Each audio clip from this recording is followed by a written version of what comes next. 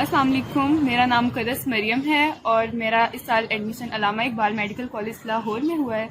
मैं आपसे अपना एक्सपीरियंस शेयर करूंगी एमडी कैट के बारे में, आपसे अपने मार्क्स शेयर करूंगी। तो मैं आपको अपने मार्क्स बताती हूँ। सबसे पहले मेरे एमडी कैट में इस साल मार्क्स 182 थे, मेरे नम्स में मार्क्स 140 थे और मेरे एफएससी में मार्क्स 1082 थे।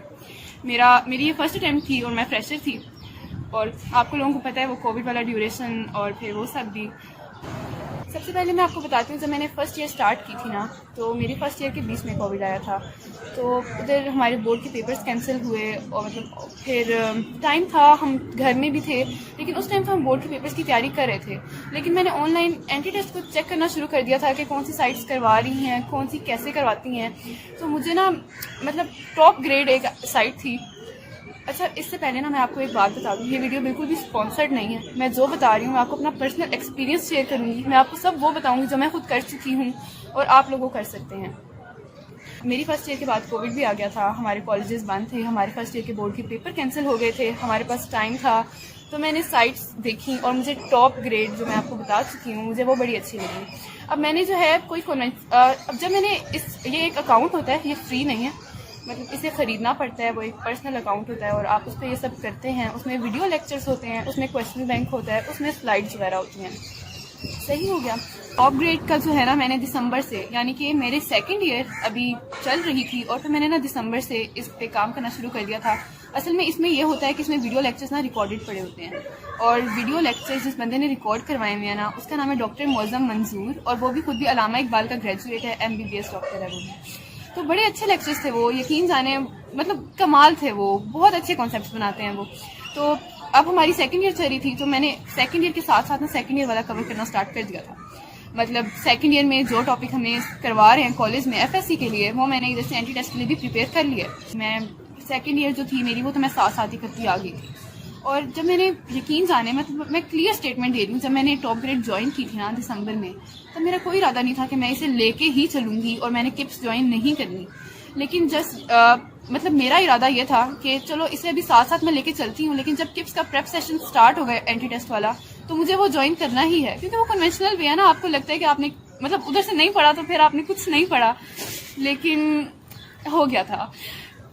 अब जो है देखिए, आप खुद सोचें, अब मेरे पास सिर्फ 1 महीना है एंटी टेस्ट की प्रिपरेशन के लिए और मुझे पता भी नहीं है कि मेरे एंटी टेस्ट की डेट क्या होगी। तो मुश्किल है ये। तो फिर जो है ना अगर आप किसी कन्वेंशनल अकेडमी में जाते हैं ना, वैसे तो आपको जाना है तैयार होके, आपको आना है, फिर आप थक जाते हो, आपका बहुत ज़्यादा टाइम वेस्ट हो जाता है उसमें। लेकिन क्योंकि मैंने ऑनलाइन सिस्टम यूज़ किया था, तो मेरा होता था कि मैं फ़ोन उठाती थी और लेक्चर शुरू हो जाता था, मेरा उसमें टाइम वेस्ट बहुत कम होता था। उस 1 महीने को ट्रस्ट मी, मैंने 3 रिविजन्स की थी बुक्स की। लेकिन मैं आपको एक चीज़ क्लियर करना चाहती हूँ। देखिए, जो होता है ना एफएससी के बाद वाला टाइम और फिर एंटी टेस्ट होता है, इसमें ना आपका जो डिसीजन होता है वो बड़ा लाइफ मेकिंग होता है आगे से।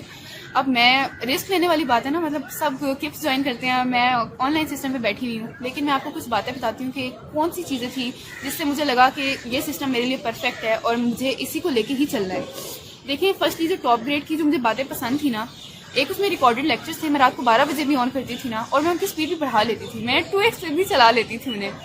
तो और उससे अच्छी बात ये थी कि वो वाइट बोर्ड और मार्कर पे नहीं पढ़ाते थे, वो स्लाइड्स के थ्रू, प्रोजेक्टर्स के थ्रू पढ़ाते थे। उसमें एनिमेशंस भी उन्होंने डाली होती थी, वो टेबल्स वगैरह बना के, फ्लो चार्ट्स बना के, वो चीज़ों को ना आपके दिमाग में बिल्कुल फिक्स कर देते थे और आपको ना ड्यूरिंग लेक्चर रिकॉर्ड करने की ज़रूरत नहीं होती थी।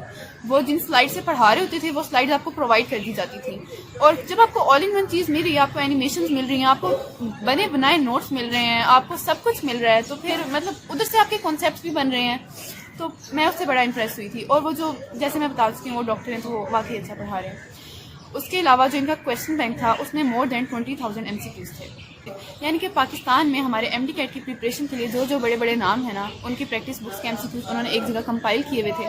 और इससे भी अच्छी बात मैं आपको बताऊँ, उसमें ये होता था कि जैसे आप किसी कन्वेंशनल अकेडमी में जाते हैं ना, तो ठीक है, आपने कोई आज टेस्ट दिया तो आपको हफ्ते बाद वो टेस्ट मिलेगा। लेकिन मुझे अपनी ये बात पता है कि मैंने जो काम आज कर लिया ना, मुझे हफ्ते बाद जब वो टेस्ट मिलेगा तो मुझे अपनी गलती याद नहीं होगी, मुझे नहीं याद रहेगा कि वो मैंने MCQ उस पर जो मैंने मार्क किया है उसके पीछे रीज़न थी क्या। लेकिन इसमें यह था कि जैसे ही आप MCQ करते हैं ना, तो वो रॉन्ग है या वो राइट है, वो उसी वक्त आपको ना पता चल जाता है। उसके साथ साथ आपको उसकी एक्सप्लेनेशन भी मिल जाती है कि ये रॉन्ग है तो ये रॉन्ग क्यों है, ये राइट है तो ये राइट क्यों है। उसके साथ आपको फ़्लो चार्ट के साथ साथ अपनी परफॉर्मेंस पता चल जाती है। और सबसे बड़ी बात, आपका आने जाने में टाइम वेस्ट नहीं होता, क्योंकि मेरे जैसी बंदी जो, मैं तो घर से बाहर निकलती हूँ तो मैं वापस आती हूँ तो मुझे ऐसा लगता है मैं बस टूट गई हूँ, टूट गई हूँ मैं।